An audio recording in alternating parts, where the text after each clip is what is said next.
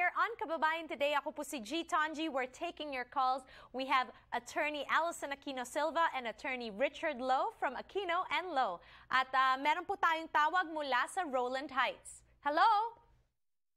Zina? Zina, nandyan ba kayo? Yes. Hi, Zina. Ano pong tanong ninyo? Ang tanong ko ay una, yes, Giselle, ang unang tanong ko, nakikinig ako sa'yo. Okay, ano po yung tanong? Yung unang tanong ko sa inyo ay yung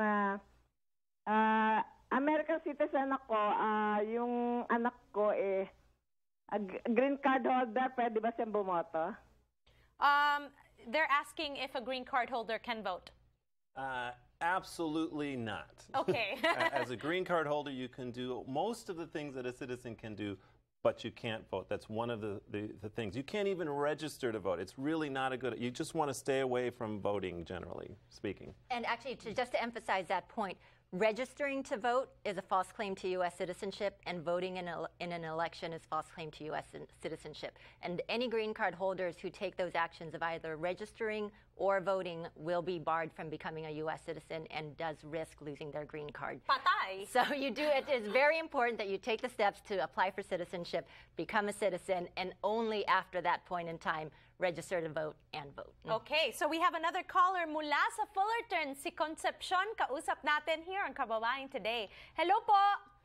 Hello, G. I'm a fan of yours from the Philippines. When I was watching, I grew up watching you. And my question, good afternoon. My friend had a DUI, and I was wondering how come it's taking a long time for him to be a citizen. Thank you. Bye-bye.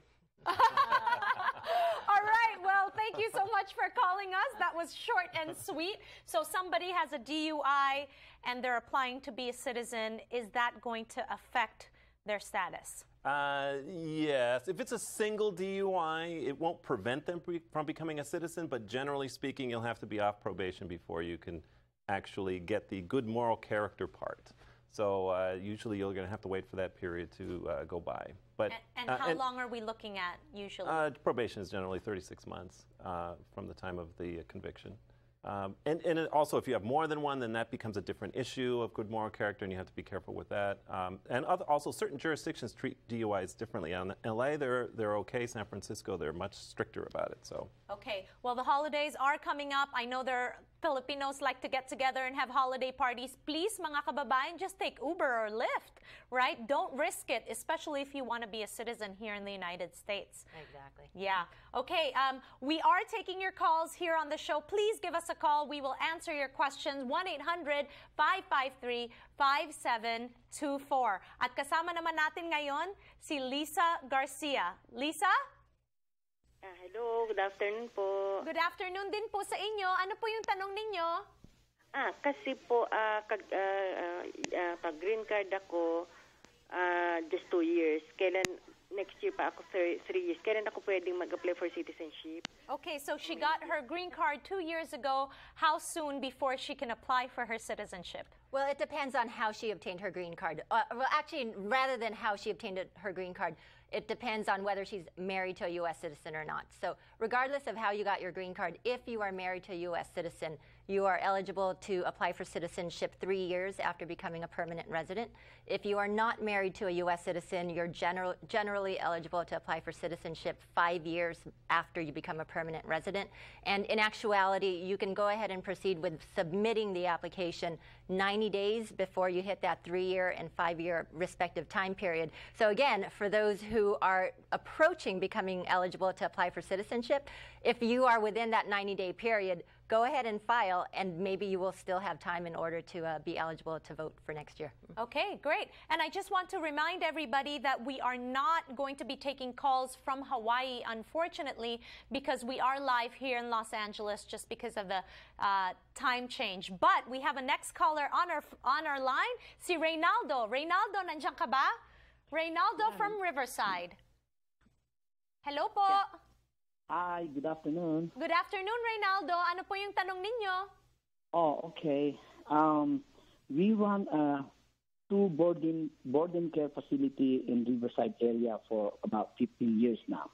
Okay. Ang tanong ko, are we are we qualified to petition a kababayan from the Philippines? Is there such an immigration law that you have to have a certain amount of income to be qualified to petition in the Philippines to work for my facility?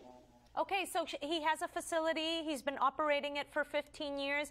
Can he petition a kababayan to be an employee for their business? Absolutely. And generally speaking, for a board and care facility, probably there won't be any type of temporary visas that will allow an individual to quickly enter the United States. And so the type of job positions that are appropriate in a board and care facility per se are probably more in the unskilled category, which means that the most likely visa available is going to be going directly to the green card. And so, yes, you are eligible to go ahead and file a petition in order to get through that green card process. It does take several years, however, for the individual to get the green card and enter the United States.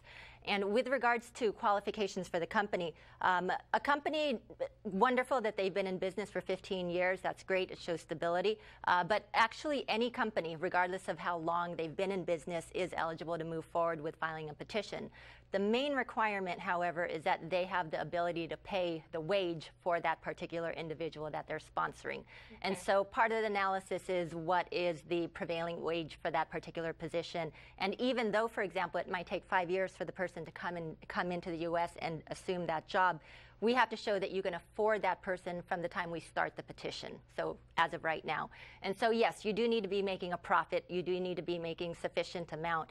As to what that amount is will depend on the particular circumstances. Okay, so you will have to show your income tax returns just to show that you can actually afford to pay that person the wage for America, because remember, the wages in the Philippines do not apply here in America, okay? We'll be right back here on Kababayan Today. Call us, 1-800-553-5724. Magbabalik kami.